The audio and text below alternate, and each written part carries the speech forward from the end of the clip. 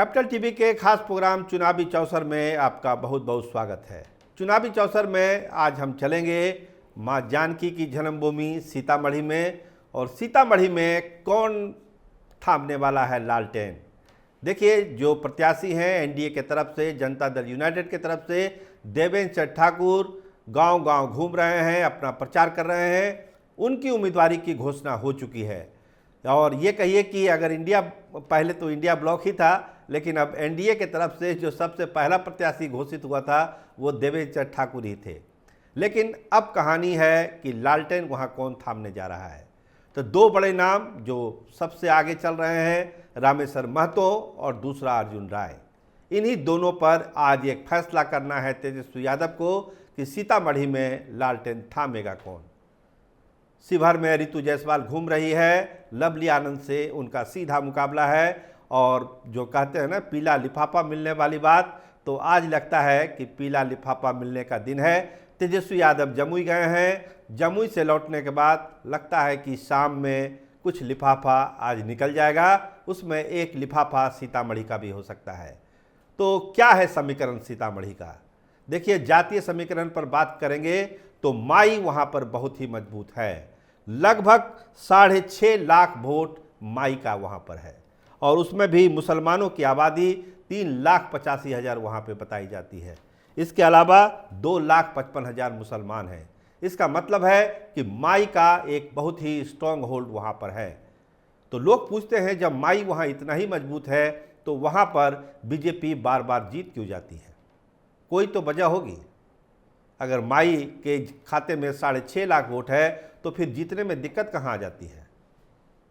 तो उसी दिक्कत को समझने की कोशिश तेजस्वी यादव कर रहे हैं कि आखिर जब हम यहाँ उतना मजबूत हैं तो हमसे चूक कहाँ हो जाती है। तो जो मंथन हुआ है, जो बातचीत हुई है, उसका लब्बो लुबाब यही है कि एडिशनल वोट आरजेडी अपने खाते में नहीं ले पाता है, और जब तक अतिरिक्त वोट नहीं जुटेगा तब तक कुछ हो नहीं सकता। सीतामढ़ी में सिवाय हार के और कुछ नहीं हो सकता है। तो वो एडिशनल वोट है क्या? एडिशनल वोट है कुशवाहा और कुर्मी का। लगभग 2.5 लाख वोट ये बिरादरी की है, और इस बिरादरी का साथ जिसको मिल जाएगा वो सीतामढ़ी की जंग को जीत लेगा। तो कुर्मी कुशवाहा बहुत ज़्यादा है, कुर्मी कम है, कुशवाहा की आबादी ज़्यादा है।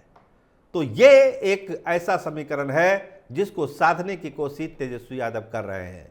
अगर इसी फार्मूले पर अगर चले तेजस्वी यादव तो रामेश्वर महतो का टिकट पक्का होगा, और पीला लिफाफा आज शाम तक या रात तक उनको मिल सकता है। लेकिन अगर वाई में जाएंगे तो अर्जुन राय पर दाव लगा सकते हैं। अर्जुन राय पहले भी वहाँ से सांसद रह चुके हैं, लेकिन हाल के दिनों में उनकी जो कोशिश हुई है टिकट पाने की, उसमें उनको बहुत ज़्यादा सफलता मिली नहीं है। बीच में देवेंद्र ठाकुर के कारण वो परेशान थे, अब दूसरे कारणों से वहाँ परेशान है कि क्या होगा नहीं होगा। तो क्या वो पकड़ अर्जुन राय की अभी तक सीतामढ़ी सीट पर बनी हुई है किसी ज़माने में जो उनकी हुआ करती थी?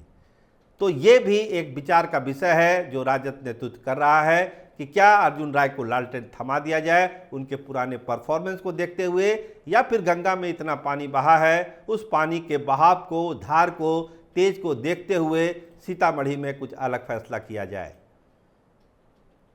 तो सीतामढ़ी में एक ऐसे प्रत्याशी की तलाश राजद को है जिसको सभी बिरादरी का समर्थन प्राप्त है। तो एक पेच ये भी फंसता है, क्या रामेश्वर महतो या फिर अर्जुन राय को सभी वर्गों का समर्थन प्राप्त है?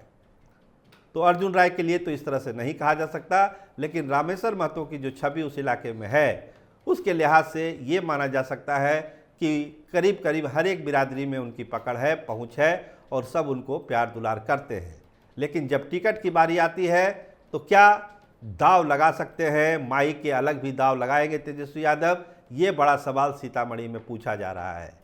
लेकिन जब जीत का गुना भाग आता है तब फिर नाम रामेश्वर महतो का आगे चला आता है।